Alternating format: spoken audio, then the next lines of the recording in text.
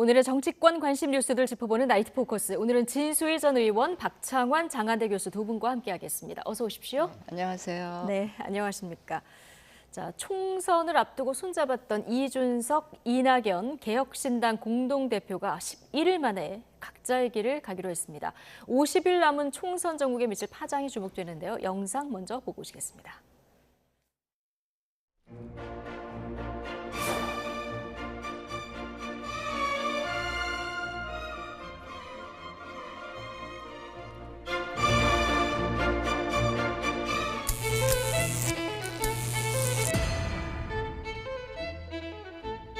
악인과 혐오와 배제의 정치가 답습됐습니다. 그들은 통합을 깨거나 제가 지우기로 일찍부터 기획했던 것으로 보입니다. 이낙연 대표께서 이끄시는 새로운 미래가 더 이상 함께하지 못한 것에 대해서 참담한 마음으로 국민들께 사과드립니다.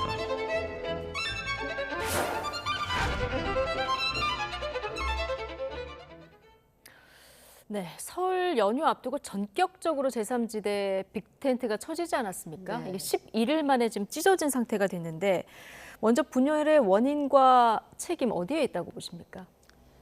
근데 사실은 책임이 누구한테 있다 따질 것도 없이요. 네. 그 구성원들 모두에게 저는 책임이 있다고 보고요. 원인 따질 것도 없이 저는 이미 처음부터 예견된 예상이 수순이다. 된, 예고된 이런 수순과 결말이 아니었나 싶은데요. 예. 사실은 이게 뭐 다양성이라고 하지만 다양성을 넘어서 양극단의 생각을 가진 세력들도 포함하면서 한 5개 세력이 그 자신들의 어떤 정책적인 이견이라든지 입장의 차이를 조율할 새도 없이 시간에 쫓기고 돈에 쫓기고 또 지지율 정체에 쫓기면서 그냥 후다닥 의기투합 네. 방식으로 이제 합하다 보니 이게 이제 합해놓고 악마는 디테일에 있다고 하잖아요. 이제 하나씩 하나씩 풀어나가는 과정에서 결국은 이 사단이 난 건데 어떻게 보면 그나마 각자에게 다행인 거는 이 갈등이 더 지속되고 더 시간이 흐르기 전에 예. 그냥 빨리 깨진 게 차라리 다행 아닌가 싶을 그런 정도까지 생각이 듭니다. 그러니까 결혼하고 이혼하는 것보다는 그냥 약혼한 상태에서 지금 깨지는 게 파혼한 거가 그래도 그 모두에게 좀 피해가 덜한 게 아닌가 싶은 생각이 네. 드는데 아무튼 이 제3지대 신당에 대해서 기대나 지지를 보내셨던 주로 중도 네. 무당층이나 청년층이 과연 그 이렇게 된 상황에서 그 기대나 지지를 계속 유지할지 아니면 철회할지 네. 그거는 조금 지켜볼 네. 일입니다. 그래서 아마 오늘 이번 주 후반이나 다음 주쯤에 나오는 여론조사 결과가 그래서 상당히 좀 주목되는 상황인데요. 선거 지휘 전권 위임 표결 그리고 그 배복주 위원장 문제 자, 이런 부분들이 좀 양측 의견차가 컸던 것으로 전해지는데 박청환 교수께서는 어떻게 보고 계셨습니까? 뭐 원인은 앞서도 말씀하셨지만 결국은 주도권 싸움이다 네. 이렇게 봐야 되겠죠. 뭐 계기는 배복주 부대표에 대한 그 처리 문제가 핵심이었지만 그 배경은 역시나 선거운동을 앞으로 어떻게 이끌고 갈 것인지 누가 중심이 될 것인지 그리고 비례는 어떤 식으로 구성할 건지 이런 부분들이 결국은 이제 논란의 핵심이었다고 봐요. 그동안에 이제 양당이 소위 빅텐트가 쳐지면서 사실은 빅텐트가 쳐진다는 거는 시너지 효과가 나야 되거든요. 근데 오히려 당 지지율이 떨어졌습니다. 그리고 이준석 대표의 장점인 예를 들어 뭐 논쟁적인 이슈를 치고 나가면서 네. 이슈를 선점하고 또 논란의 중심에 서야 되는데 이걸 못했어요. 또 이낙연 대표 하면은 뭔가 점잖고 예의 바르고 뭐 이런 게 있는데 사실은 그 모습도 없어졌습니다. 이러다 보니까 장점이 오히려 예. 가려지고 단점만 부각되는 이런 결과가 나왔고 이준석 대표가 이거를 못 참았던 것 같아요. 그래서 나 답답해서 못하겠다. 지지율 떨어진다. 예. 정권 다오. 그랬더니 못 주겠다. 그러면은 난 나가겠다. 그래서 토요일 날 기자회견 하려고 그랬는데 네. 이제 중간에서 말리니까 그럼 표결해서 해서 위임 주겠다. 그러니까 입혁을 못하겠다 그래서 결국은 예. 이낙연 측에서 결국은 이제 나온 거죠. 결과적으로는 뭐 앞서 말씀하신 것처럼 언젠가는 터질 문제였다. 다만 그게 총선 전이냐 후냐, 아무래도 선거 후가 될 가능성이 높다고 봤는데 뭐 열흘밖에 네. 11일밖에 못 참고 결국은 헤어지게 된 것 같습니다. 예. 근데 두 이제 아까 분이, 원인 예. 물어보셨는데 네네. 원인을 보면 속도감의 차이였던 것 같아요. 그러니까 이준석 대표나 지금 수도권에 출마를 이미 선언하신 그 지금 현역 의원들 계시잖아요. 그분들은 지금 마음이 굉장히 급한 거예요. 네. 빨리 선거에 뛰어들어서 그 이슈 그 준비를 파이팅도 해야 하고 되는데, 예. 홍보도 막 파바박 해 나가야 되는데 이낙연 대표는 전혀 그 속도감을 못 맞추고 신중, 엄중 뭐 이렇게 하시니까 거기서부터 이제 예. 이 균열이 생긴 게 아닌가 싶어서 뭐 연령 차이도 있지만 그 연령 차이에서 오는 어떤 속도감의 차이 예. 뭐 이런 것도 굉장히 크게 작용했던 것 총선 같습니다. 지금 50일밖에 안 남았는데 네. 속도감의 차이가 좀 결정적이었을 것이다 이렇게 네. 보셨습니다. 두 분 말씀하신 것처럼 정치권에서는 이 예고된 결말이다 이런 시선이 적지 않습니다. 이번 분열의 책임에 대한 입장 각각 달랐는데요. 목소리 모아봤습니다. 듣고 오시죠. 통합 주체들의 합의를 최고위원회의 의결로 바꿀 수 있다는 것은 중대한 나쁜 선례가 될 것이다. 정치적 조정을 해보자. 여러 가지 가능성을 열어놓고 그 제안을 했는데 그게 묵살됐습니다. 당직을 다 이준석 대표가 하자는 대로 그냥 일사천리로 결정을 해줬습니다. 그 이후에 아무것도 진도를 안 나가고 오직 배복주 씨 얘기만 가지고 계속 얘기하다가 나중에 가서 정권 달라는 얘기를 한 거예요. 이 자리에 서서 누군가를 비판할 생각은 없습니다. 할 말이야 많지만 애초에 각자 주장과 해석이 엇갈리는 모습이 국민들이 보시기에는 눈살 찌푸려지는 일일 것입니다. 이번 통합에 있어가지고 여러 주체가 있었습니다. 근데 이견을 조정하는 과정 중에서 새로운 무리가 이탈하게 된 것이고 저희 개혁신당에 합류한 나머지 재구성원들은 저희와 뜻을 같이 하는 것으로 확인해 드리겠습니다. 네. 이준석 대표 좀 보신 것처럼 오늘은 좀 비난성 발언은 자제하는 모습이었고요.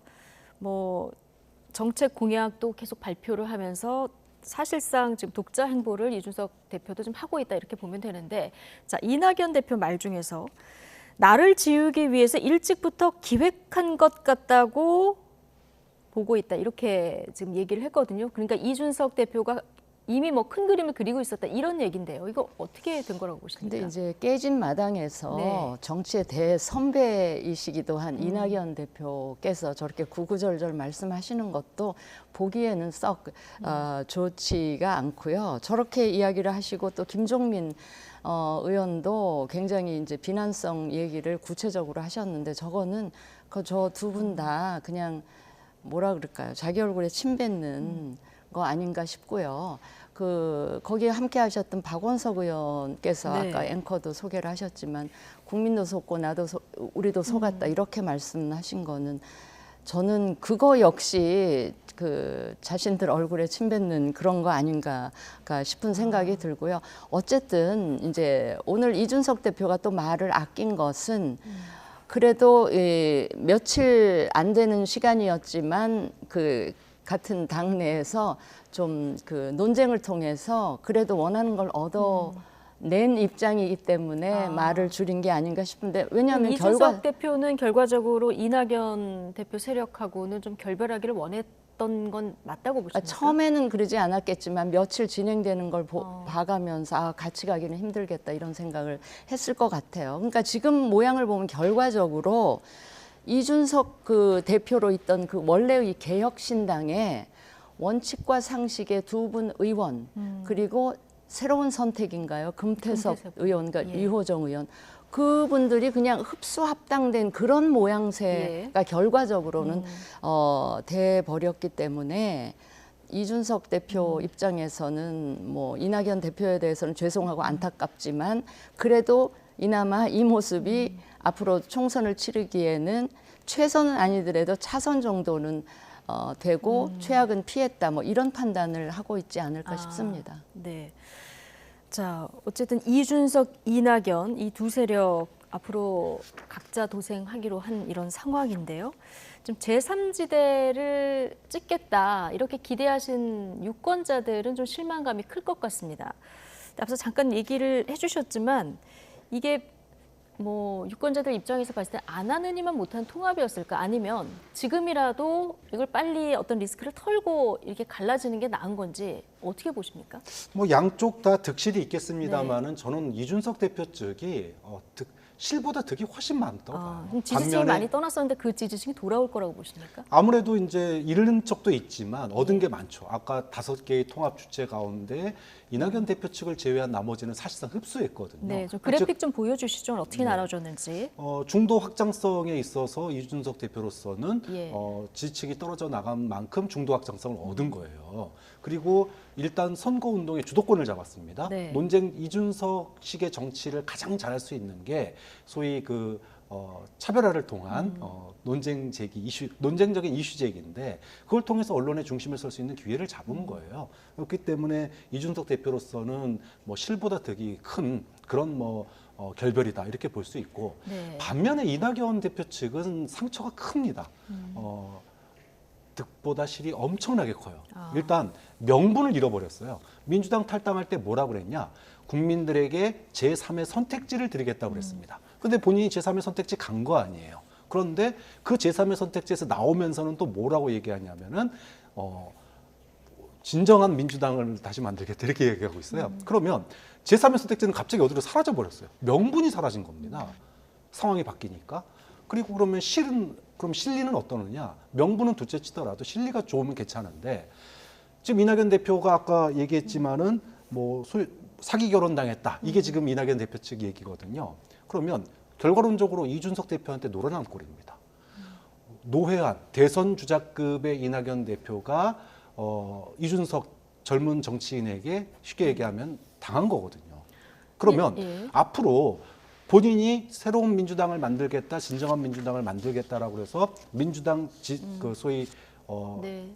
떨어지는 사람들을 이삭줍기를 했다고 그랬을 때 그분들이 이삭줍기로 이낙연 캠프에 들어가겠냐라는 거예요. 오히려 호남에서든 어디서든 무소속으로 나오는 게 더 유리할 수도 있습니다. 예. 그런 측면에서 보면 이낙연 대표의 정치력이 굉장히 타격을 많이 받았다. 그러면 과연 이준석도 못 이기면서 어떻게 당을 만들어? 이런 이제 평가를 받을 수 있는 거예요. 그런 측면에서 이낙연 대표 측은 굉장히 큰 정책 상처를 입은 거죠. 근데 그 이낙연 대표 측 입장에서 생각해 보면 나와서 같이 하려고 했는데 이준석 대표가 국민의힘 안에서 본인이 겪었던 일을 지금 당내에서 똑같이 하고 있다 이런 또 비판을 하고 있거든요. 그러니까 이제 이낙연 대표 측에서 사기 결혼 얘기를 하는 거예요. 자, 그런데 우리가 흔히 이제 나 사기 당했어 그러면은 인간적으로는 불쌍합니다. 인간적으로는 저런 상황 겪을 분이 아니신데라는 네. 동정은 들 수 있겠지만 이 냉엄한 정치판에서 당장 선거가 50일밖에 안 남은 상황에서 그 얘기는 뭘로 드리냐 하면은 나 바보야라는 나 정치적으로 무능해라고 하는 것밖에 주장이 안 돼요. 그래서 저는 이낙연 대표나 또는 김종민 대표나 또 박원석 전 의원이 우리 작업당한 것 같아, 사기당한 것 같아 이렇게 얘기하시는 게 오히려 그분들을 좋게 봤던 과거의 민주당 지지층으로부터 나왔던 분들이 오히려 우리 지도부가 이거밖에 안 돼? 네. 이런 오히려 좀 자괴감을 느낄 수 있다. 그런 측면에서 이런 반응이 과연 새로운 미래의 좋은가죠? 결코 좋다고 보지 않습니다. 이낙연 대표 측 입장에서는 득보다 실이 많다 이렇게 지금 분석을 해주셨는데요. 그 이낙연 대표는 내가 진짜 민주당을 만들고 밖에서 만들어서 민주당 안으로 다시 들어올 것 같은 오늘 그런 얘기를 하면서 민주당에 계신 동지 여러분들 함께 해달라 이런 얘기도 했거든요. 자. 지금 민주당에서 현역 평가 하위 명단이 지금 통보 중인 상황이고 여기 불만들이 좀 나오고 있어요. 이 공천 탈락자들 세해 규합 여부가 주목됐는데 박창환 교수님께서는 이낙연 대표 쪽으로 안 갈 것이다. 호남에서 오히려 무소속이나 이런 선택지를 택할 것이지 이렇게 보셨는데 진수 의원께서는 어떻게 전망하십니까? 글쎄요, 조금은 지켜봐야 될 것 같은데 네. 저는 이낙연 그 대표가 평소에 신중하시던 모습과는 다르게 이번에 네. 이 결별은 굉장히 신속하게 결정을 하신 거잖아요. 네. 저는 제가 짐작컨대 그 신속한 결정의 배경에는 바로 지금 민주당에서 진행되는 공천 내홍 그거에 따른 일종의 낙수 효과라고 할까요? 그 이삭죽기가 가능하지 않을까 하는 그런 생각을 좀 하셨던 게 아닌가. 지금 예. 민주당의 이 내홍 과정과 무관하지 않을 것 같다는 생각이 듭니다. 그러나 뭐 그런 그 이낙연 대표 그러니까 이제 새로운 그러니까 진정한 민주당 얘기를 하시는 것도 네. 그런 그 속마음이 있으셔서 그런 것 예. 같은데. 김종민 의원은 이미 지금 접촉을 시작했다 이런 보도들도 나오고 있고. 네, 뭐 예. 접촉이야 시작을 하겠죠. 네. 그러나 그거는 이낙연 대표나 김종민 의원의 희망사항일 수 있고 정작 민주당 내에 있는 그 소위 그 비명 행사에 희생되는 이런 의원들이 과연 나와서 무소속으로 뭔가를 해볼지 아니면 그 이낙연 대표가 만든 이 당에 몸을 실을지는 저는 조금 봐야 될 것 같은데 예. 저는 박 교수님의 말씀에 일정 부분 그 공감을 합니다. 예. 네. 이낙연 대표가 새 규합의 구심점이 될지 좀 지켜봐야겠지만 이게 오히려 너무 긍정적으로만 보기는 좀 어렵다. 좀 이런 평가를 왜냐하면 좀 이낙연 해주셨는데. 대표가 예. 탈당하실 때 심지어는 원칙과 상식 의원들도 그쪽으로 안 가시고 별도의 예. 세력을 만드셨을 뿐 아니라 단 한 명의 민주당 의원도 따라 나가시는 분이 안 계셨잖아요. 예. 그런 상황이라서 예, 좀 지켜봐야 될 것 같습니다. 알겠습니다. 자, 한편 새로운 미래 신경민 책임위원은 이번 결별의 원인으로 금태섭 책임론을 언급했습니다. 금태섭 최고위원 오늘 YTN에 출연했는데요. 이 반응까지 함께 듣고 오시겠습니다. 로 많이 참고 참았습니다. 그러나 도저히 안 되겠다라는 판단을 며칠 전부터 할 수밖에 없는 여러 가지 사안이 벌어졌고요. 문제는 금태섭 전 의원인데 금태섭 전 의원은 원래 정의로운 사람이라고 그래서 명망을 얻은 분 아닌가요? 그런데 이런 여러 가지 얘기들을 다 알고 있음에도 불구하고 이준석 대표 편에 쓴 겁니다. 저도 민주당 출신이고 이준석 대표하고는 뭐 알고 지냈어도 그렇게 깊은 얘기를 나눈 지는 얼마 안 됩니다. 이준석 대표 편에 섰냐 또 이낙연 대표 편에 섰냐 그렇게 말할 문제는 아니지 않느냐. 저도 누구 편이라는 생각을 전혀 안 했습니다. 어떻게 하는 것이 가장 나을까 그 기준에서 결정했다는 말씀을 드립니다. 문제는 금태섭 위원이다. 이 신경민 전 의원의 발언은 어떻게 보셨습니까? 그러니까 말리는 신의가 더 밉다 뭐 이런 거예요. 한마디로 그렇습니까? 얘기하면 예. 결국은 이준석 대표가 나 못하겠어 나가겠어라고 그랬을 때 이낙연 뭐 대표가? 이원욱 아니 예. 맨 처음에 지난 맨 지난 처음에요? 지난 아, 주말 네네. 얘기입니다. 토요일 날 그때 이원욱 조홍천 금태섭 의원이 말렸다는 거 아니에요. 말렸고 그러면 이 최고위에서 논의하겠다. 그래서 최고위 회의를 했는데 거기서 이제 위임을 해주니까 예, 표결을 한 대- 거죠. 그렇죠. 예. 표결을 한 거죠. 근데 거기에 이제 결정 키 방향타를 누가 쟀냐? 금태섭 의원이 진 거예요. 그러니까 금태섭 의원이 만약에 이건 아니죠라고 얘기했으면은 이렇게 쪼개지지 않았다라고 지금 얘기를 하시는 거예요. 그런데 이미 그 소위 말해서 주도권 경쟁에서 이준석 대표 측이 소위 말하는 판정승을 거둔 겁니다. 그 판정승에 결정적인 한 표를 던진 게 금태섭 의원인 거예요. 그렇게 본다면 뭐 이낙연 대표 측에서는 금태섭 의원이 믿겠지만 결국 정치라는 건 주도권 싸움이거든요. 네. 당내 그 주도권을 금태섭 의원은 이준석 대표 예. 측에 힘을 실어준 거기 때문에 그걸 가지고 뭐 그분이 분란의 원인이다 이렇게 얘기하는 거는 뭐 신의가 밉다 이거 이상도 이하도 아니죠. 예. 거기다 원칙과 상식 출신 의원 4명이잖아요. 네. 근데 의기투합했었는데 3개월이 딱 지나고 났더니 지금 저희가 나눠봤는데 개혁신당으로 2분이 가셨고요. 민주당에 잔류하신 분이 1분, 새로운 미래로 가신 분이 1분. 다 이렇게 나눠졌어요. 이것도 좀 눈여겨볼 대목이에요. 다시 뭉칠 가능성은 전혀 없습니까? 제가 보기엔 다시 뭉칠 가능성은 전혀 없어 보이고요. 기본적으로 저 네 분들 사이에도 기본적인 약간 성향이나 그 입장의 차이는 조금 있었던 게 아닌가 싶어요. 아무래도 조홍천 의원은 기존에 박근혜 그 정부에 몸을 담았었기도 했고 네. 기본적으로 조금 보수적인 그 성향이 있으신 분 같고요. 이원욱 의원은 제가 잘 모르겠고 예. 그 뭐 윤영찬 의원은 성향도 성향이지만 이제 그 나오는 그 과정에서 그 친문 네. 그 의원들이 뭐 굉장히 적극적으로 이 만류를 해서 잔류한 것 같고. 그때 또 지역구 네. 변수가 있었죠. 현근택 변호사. 네네네. 예. 그런 상황이라 네. 뭐 하여튼 각자 그냥 자신에게 가장 뭐라 그럴까 현실적으로 이로운 판단을 하느라고 하다 보니까 이렇게 찢어져 버린 형국이 된 것 같습니다. 알겠습니다. 자, 민주당으로 조금 더 깊이 들어가 보면 현역 의원 평가 하위 명단 통보 좀 후폭풍이 커지고 있습니다. 오늘은 하위 10% 통보를 받은 박용진, 윤영찬 두 의원이 공개 반발에 나섰는데요. 자, 이재명 대표 입장까지 함께 듣고 오시겠습니다. 저는 단 한 번도 권력에 줄서지 않았고 계파 정치, 패거리 정치에 몸담지 않았습니다. 오늘의 이 과하 지옥을 견디겠습니다.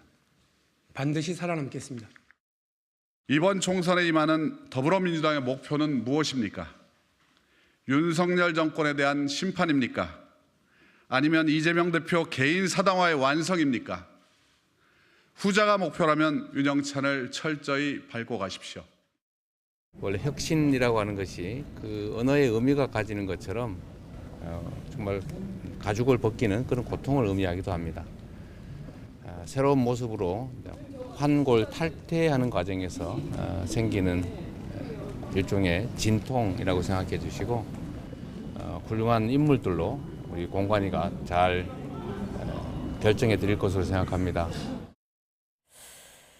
가죽을 벗기는 고통으로 환골 탈퇴하는 과정에서 생기는 일종의 진통으로 봐달라. 이재명 대표 얘기까지 지금 듣고 오셨는데 어쨌든 박용진, 윤영찬 이 두 분도 현역 하위 10% 명단에 들었다 이렇게 통보를 받았고 오늘 반발하는 기자회견 모습 보고 오셨습니다. 자, 이렇게 반발은 하고 있지만 당내에서 경선을 치르겠다 이렇게 얘기를 했는데 현역 하위 10%에 들어가면 득표율 30%를 손해를 봐야 되는 거 아니겠습니까? 여기다가 만약에 경선해야 되는 대상이 신인이라면 신인 가산점도 있어서 이렇게 되면 사실상 뭐 컷오프라고 봐도 되는 겁니까? 그렇죠. 뭐 완벽하게 30% 이상 차이로 이길 자신이 있다 그러면은 모르겠지만 예를 들어 상대가 정치 신인이다 그러면은 가산점이 붙으니까 그러면은 거의 뭐 40~50% 이상 차이를 벌려야 되는데 그렇게 해서 이기기가 사실 쉽지는 않죠. 그렇기 때문에 특히 하위 10% 같은 경우에는 굉장한 어려움을 겪을 것으로 보이고 뭐 사실상 컷오프 되는 거 아니냐 이런 이제 평가가 나올 수밖에 없습니다. 네. 이번 그 20% 하위 20%에 대한 이 평가 속에서 좀 불가피한 면은 있다고 생각해요. 이재명 대표 얘기처럼 지금 영입한 사람이 25분 정도 되잖아요. 그분들에게 공천 주려면 25자리 비워야 돼요. 그렇기 때문에 평가를 통한 물갈이는 불가피하다. 다만 문제는 그 기준이 이제 합리적인가? 기준의 문제인데 왜 개혁의 고통은 소위 말하면은 비명계만 져야 되느냐 이런 이제 볼멘 목소리를 어떻게 넘길 것이냐라고 하는 과제가 남은 거고요. 어제 그 민주당 탈당하겠다 얘기한 김영주 의원 같은 경우는 점수를 공개하라 이렇게 지금 얘기한 상황인데요. 그렇죠. 점수까지 공개가 안 되더라도 이 납득할 만한 내부의 그 기준은 어떻게 되는 겁니까? 그러니까 이게 지금 현재로서는 뭐 의정활동, 지역활동, 공약 이행 이런 것들이 있고 여기에 새로 추가된 게 이제 당무 기여도입니다. 정당 기여도. 네. 이게 이제 사실은 정성 평가거든요. 그런데 물론 뭐 이거 누가 주는지는 몰라요. 외부에다가 위탁을 한 건데 이게 점수가 굉장히 포션이 큽니다. 그렇기 때문에 누가 어떻게 점수를 받았는지 이거 참 공개하기가 좀 어려운 부분이 있어요. 근데 문제는 다른 부분들은 뭐 사실 정당이라고 하는 게 주도권에 따라서 공천이 바뀌기도 하니까 어느 정도 이해가 되는데 근데 박용진 의원 같은 경우에는 당에서 어떤 과가 있는지 모르겠지만 과거에 유치원 3법이라고 하는 큰 공이 있거든요. 그렇죠. 그럼 공으로서 과를 충분히 커버할 수 있는 공인데도 불구하고 하위 10%를 받았다. 자, 이렇게 되면 이 평가가 정말로 공정하게 객관적으로 부여된 거냐라고 하는 평가가 뭐 친문이 아닌 사실은 이제 박용진 의원 같은 경우에는 우리가 흔히 얘기하는 그 홀로선 정치인이잖아요. 네. 그렇기 때문에 박용진 의원이 하위 10%에 들어갔다라고 하는 거를 어떻게 당원과 국민들에게 납득시킬 수 있겠느냐. 좀 이런 점이 좀 박용진 의원이 재심 청구를 했는데 좀 민주당 지도부가 이 부분은 좀 다시 한번 고민해 봐야 될 옥석을 좀 가려야 될 그런 부분 아닌가 생각이 듭니다. 예.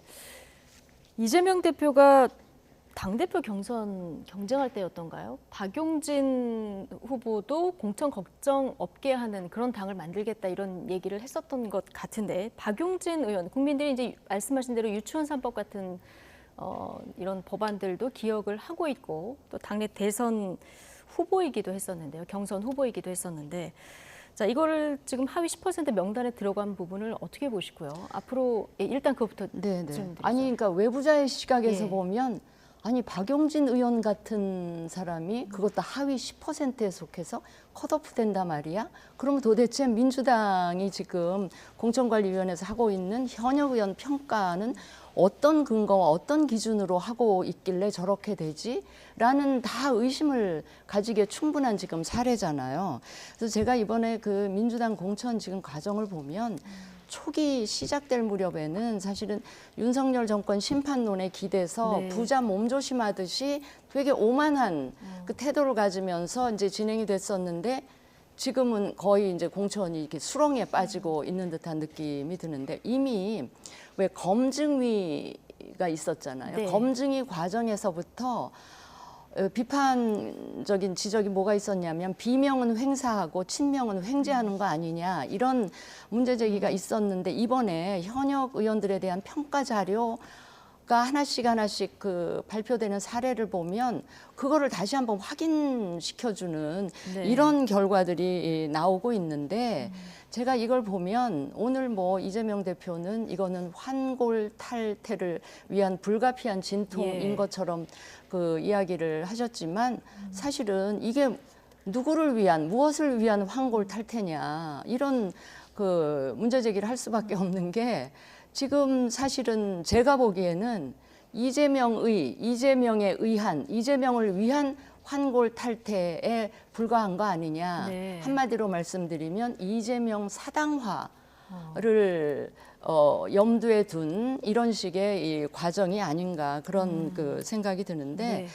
하여튼 그 지금 민주당의 경우는 전가의 보도처럼 내세우는 이 시스템 공천을 당 대표나 당 지도부가 앞장서서 이거를 무력화시키고 있는 것 같아요. 뭐 여기서 지금 다 말씀을 드리자면 너무 예. 여러 가지가 있는데 뭐 여론조사 출처불명의 여론조사가 막 진행이 되고 그러니까요. 있고 예. 또 제가요 지금 민주당 공천 상황을 관통하고 있는 키워드는 바로 이재명이라고 봅니다. 하나는 이재명 그 딜레마죠. 왜냐하면 네. 이재명 대표도 후보니까 이재명 후보한테 기준을 맞추다 보니까 민주당은 공천 심사의 허들이 굉장히 낮아요.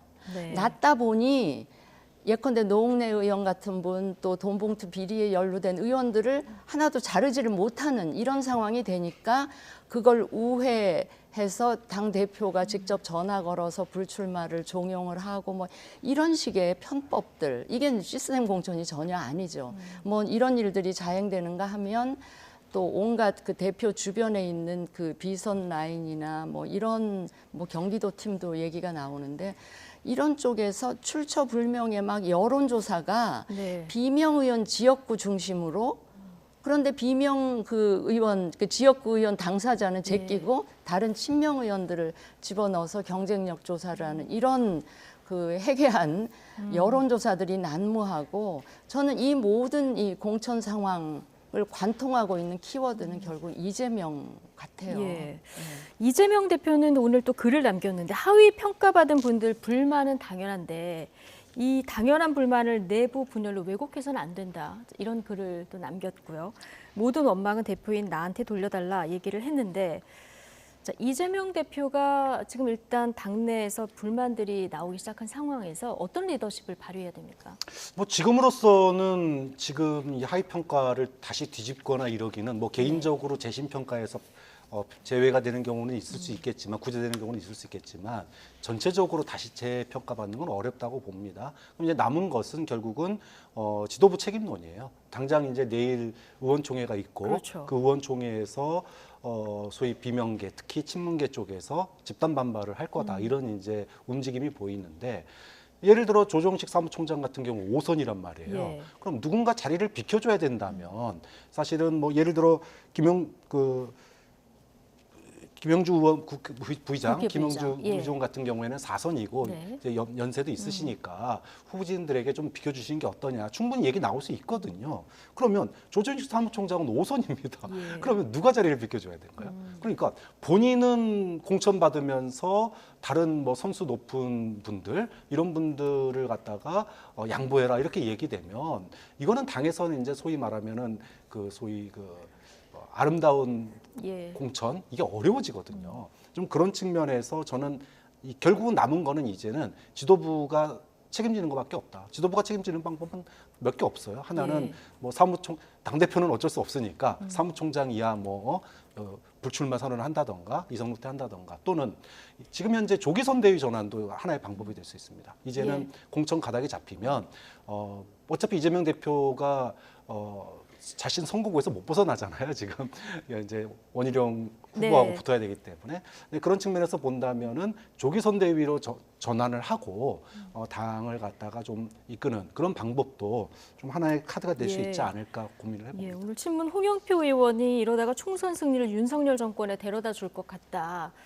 자, 당 정상화 위해서 힘을 모으겠다 이런 얘기도 한 상황이라서요. 자, 이렇게 집단적인 어떤 행동이 있을지 내일 말씀하신 대로 의원총회를 분기점으로 해서 어떤 그 반발들이 터져 나올지 지켜봐야 되는 상황인데 상황이 악화되고 내부 불만이 많을 경우에 이재명 대표 혹은 지도부가 뭔가 결단할 가능성도 있다고 보십니까? 저는 대표를 제외한 그 지도부 있잖아요. 예. 사무총장을 비롯해서 최고위원 이런 분들이 책임을 지고 물러난다고 이 내용이 정리가 될까 싶은 생각이 네, 들어요. 지도부 희생으로는 정리가 안 된다. 그 정도로는 안 될 것 같은 게 그들이 책임진다고 해서 지금 이미 그 불이익을 받고 컷오프 당한 이 많은 수많은 의원들이 승복을 할 것인가? 그게 좀 의문스럽고 예. 이 컷오프 이 기준이나 결과를 투명하게 공개하지 않으면 저는 이 의원들의 반발을 잠재울 수 있을까 싶은 예. 생각이 들고 이거는 결국은 당 대표 이재명 대표에게까지 불똥이 튀지 않을까 싶은 생각이 들어요. 예. 그래서 이제 오늘 홍영표 의원이 뭐 이러다가는 윤석열 대통령한테 뭐 선거 결과를 아예 네, 이런 데려다 그 줄것 얘기를 같다. 했는데 사실은 아까도 제가 언급을 했지만 시작 무렵에는 진짜 민주당은 오만하다 싶을 정도로 부자 몸조심하듯이 그냥 윤석열 정권 심판론에만 기대고 있어서 막 이렇게 무리수를 두면서 공천을 진행하고 있다 보니 이게 이제 수렁으로 지금 점점 더 빠지고 있는 것 같고 상대적으로 국민의힘의 경우는 굉장히 절박한 심정으로 이 공천에 임했었는데 지금은 오히려 조금은 뭐랄까 한숨 돌리고 여유를 좀 가진 거 아닌가. 그래서 두 당이 좀 비교가 되는데 물론 국민의힘도 지금 아까 말씀하셨지만 최대 화약고라고 할 수 있는 네. 그 TK 지역이 아직 남아 있고 또 통상 이 총선 때 물갈이 비율이 곧 인적 쇄신과 이 동일시되는 이런 게 우리 국민들 사이에 네. 각인이 돼 있는데 만약 그 지금 이 정도라면 국민의힘이 물갈이율이 예상보다 훨씬 더 낮아질 수가 있어서 지금 이게 재배치는 되고 있는데 네.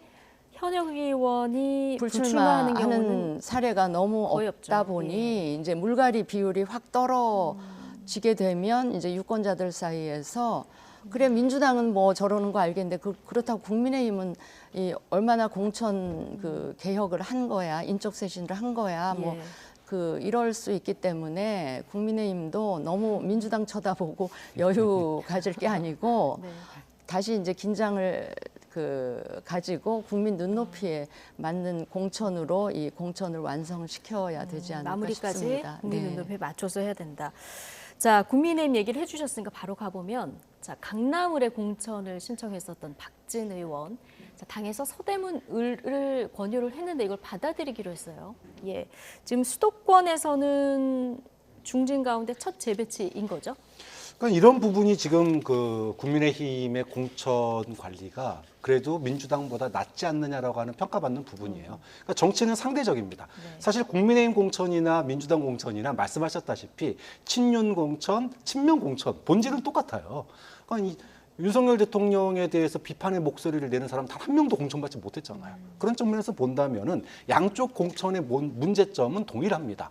근데 다만 지금 그 국민의힘 같은 경우에는 지역 재배치라든지 이런 게 원활하게 잘 되고 있다. 그 이유는 윤석열 대통령의 임기가 아직 3년이나 남았습니다. 예. 혹시라도 떨어지더라도 수용할 수 있는, 갈 수 있는 자리가 많이 있어요. 반면에 민주당은 의원수도 많고 의원수가 많다 보니까 소위 물갈이를 하거나 교체를 하면 불만의 목소리도 크고 또 이분들에게 대체할 수 있는 당근도 없어요. 예. 그러다 보니 이 파열음이 더 큰데 그럴수록 국민의힘은 이게 효과를 보는 거고 민주당은 상대적으로 민주당의 분열이 더 커 보이는 거예요. 네. 아까 이재명 대표가 불가피한 내용이다. 그리고 이것은 어쩔 수 없는 일이다 이렇게 얘기했는데 어쩔 수 없는 일도 상대방에서 문제가 안 생기면 더 크게 보이는 거예요. 네. 좀 그런 측면에서 박지임 장관이 지금 서대문 의뢰 간 것은 뭐 국민의힘으로서는 굉장히 지금 큰 호재고 민주당으로서는 상대적인 거니까 네. 지금 내용과 이렇게 비교되면서 민주당으로서는 참 곤혹스러운 상황이 되는 거죠. 예. 자, 서대문 을 지금 현역은 민주당의 김영호 의원인데요. 과거 이제 17대부터 19대까지는 또 보수정당 국회의원을 배출한 곳이기도 한데, 자, 강남에 비하면 험지예요. 유권자 지형을 보면 이 지역은 어떻습니까? 험지죠. 국민의힘 입장에서는 그 굉장히 험지 중에 하나이고요. 그 박진 의원이 이제 인지도는 굉장히 있을 겁니다. 그런데 박진 의원 개인을 놓고 보면 원래 종로에서 네. 그 여러 번 당선이 되셨다가 4년 전 총선에서는 또 강남 을로 네. 가서 한 번 하시고 다시 이제 또 서대문 을로 그 출마를 하시는 건데 과연 그러면 이 서대문 을에 계시는 주민들, 유권자들이 이걸 어떻게 판단하실까가 저는 굉장히 궁금하고 그런 상황이라 과연 좋게 평가를 해 주실지. 예. 물론 이제 국민의힘 입장에서는 별다른 갈등 없이 이제 중진이 재배치됐다라고 하는 거는 국민의힘 입장이고 네. 정작 그 서대문 을에 계시는 유권자들이 어떻게 판단을 하실지는 좀 지켜봐야 할 일이다. 예. 거기다 우리 또 험지이기 때문에 네. 예. 알겠습니다. 거기 또 서대문 을에 이미 공천을 신청한 예비 후보도 있죠. 송주범 후보 좀 반발하고 있는데 이걸 또 지도부가 어떻게 또 잠재울지 이 부분도 지켜볼 대목이고요. 자, 국민의힘 지금 공천 속도가 민주당에 비해서는 앞서 이제 상대적이라는 표현을 쓰셨는데 좀 속도가 나고 있는 상황인데요. 23일에는 이제 국민의힘 위성정당이죠. 국민의 미래가 창당 예정입니다. 지금 당 대표로 거론되는 분들이 좀 이름이 지금 거론되기 시작하는데 인효환 전 혁신위원장 그리고 김혜지 비대위원 이 두 분이 좀 이름이 거론되는 상황이에요. 어떻게 보십니까? 인효환 위원장이 뭐 거론은 되는데 가기가 쉽지가 않을 겁니다. 왜냐하면 사실은 이제 공관위원장 원했다고 그랬다가 안 됐잖아요. 그 네. 이유가 컨트롤이 안 되기 때문이었거든요, 당시에. 그러니까 컨트롤이 안 된다라고 하는 것은 지난번 그 위성정당 때도 예. 한성교 의원이었나요? 그 당시에 한성교, 그 당 그렇죠. 지도부와 대표였죠. 미래한국당 대표. 그렇죠. 예. 공천 이 명단을 둘러싸고 굉장한 설정을 벌였었어요. 예. 그게 사실은 또 패배의 원인 중에 하나가 되기도 했었는데 그런 측면에서 본다면은 인효환 위원장한테 고마움을 느낄진 모르겠지만 비례를 앞번호를 줄 수는 있겠지만 당대표를 맡긴다 이거는 이제 곤란한 측면이 있고 4년 전 한선교 대표 행보를 이미 경험을 했기 때문에 그렇죠. 그런 측면이 있는 거고요. 또 하나는 지금 이제 선거가 끝나고 나면 어떤 식으로든지 간에 소위 현재 권력과 미래 권력 간에 어느 정도의 갈등이 다시 생길 수밖에 없습니다. 국민의힘 내부에서. 자, 그런데 현직 대통령과 차기 권력이 있는데 여기에 또 다른 스포트라이터를 받을 수 있는 사실 같다는 자리가 아니거든요. 예. 인효환 교수가 만약에 이런 스포트라이트를 받는 자리에 간다 그러면 이거 좋아하는 권력자는 없습니다. 스포트라이트가 나눠주면 안 네, 됩니까? 그렇죠. 그렇기 때문에 네. 여러 가지 측면에서 인효환 전 위원장이 위성정당 대표를 맡는다. 이거 좀 쉽지는 않을 것 같아요. 그렇군요. 장동혁 국민의힘 사무총장 그 질의응답 그래픽 다시 한번 보여주시면 국민의 미래 대표의 인효환 전 혁신위원장을 검토하고 있느냐 그랬더니 그건 사실이 아니라고 얘기했고요. 김혜지 비대위원에 대해서 얘기했더니 여러분을 염두에 두고 고민을 하고 있다. 약간 온도차가 좀 느껴지는 상황인데요. 한동훈 비대위원장도 위성정당 관련해서 최근에 이제 도구라는 표현을 많이 썼거든요. 네. 자, 어느 정도 권한을 가진 그 위성정당 대표를 세울까요? 저기 보시면 저기 답이 나와 있는 것 같다는 생각이 들어요. 네. 이뇨한 교수는 아니다는 거고 김예지 의원이 될 확률이 굉장히 커 보입니까? 예, 커 보이네요. 네. 그다음에 최근에 그 김예지 의원이 당 그 비대위원회 석상에서 이런저런 말씀하시는 것도 굉장히 중요하게 또 언론에서 다루고 있고 네. 하는 걸 보면 전 상당히 가능성이 있어 보여요. 또 예. 국민들한테 어필할 수 있는 그 당의 좋은 이미지를 줄 만한 분이라서 저는 확률이 굉장히 높아 보입니다. 제 생각에. 이뇨한 혁신위원장보다는 김혜지 비대위원이 더 가능성이 높아 보입니까? 높아 보여요. 제가 보기에는. 그리고 이뇨한 위원장은 우리 아까 저기 박 교수님께서는 조금 그 부담스럽고 약간 이 뭐라 그럴까 자기 그립이 세신 분이라 당에서 부담스러워 예. 하는 것 같다 이렇게 말씀을 하셨지만 제가 보면 지난번에 이게 저기 그 서대문에 출마도 아마 권유를 했던 것 같은데 그 여러 번 거절하신 걸 보면서 저는 어떤 생각을 했냐면 지난번에 그 혁신위원장 맡으면서 아주 정치권에 좀 가족들이 반대한다 그러죠. 엄청 고생하셨잖아요. 예. 마음고생을 많이 하시는 걸 보면서 가족들이 반대가 굉장히 심하구나. 그렇다면 그냥 정부 차원에서 대북 관련한 뭐 그런 역할을 하시거나 행정부 쪽에서 그런 일을 또 하고 싶다고 하셨죠. 네네. 그래서 예. 그런 일을 하실 가능성이 높지 이 정치권에서 역할을 계속 바꿔가면서 계실 것 같지는 않다는 생각이 듭니다. 알겠습니다. 네. 정영환 공관위원장 그런데 좀 바쁜 일 지나고 나면 도시락 회동이라도 한번 하고 싶다. 이뇨한 전 혁신위원장을 향해서 이렇게 얘기를 했기 때문에 혹시 또 어떤 역할이 주어질지도 끝까지 좀 지켜볼 대목인 것 같습니다. 자, 오늘 나이트 포커스는 여기서 마치겠습니다. 진수희 전 의원, 박창환 장한대 교수 두 분과 함께했습니다. 고맙습니다.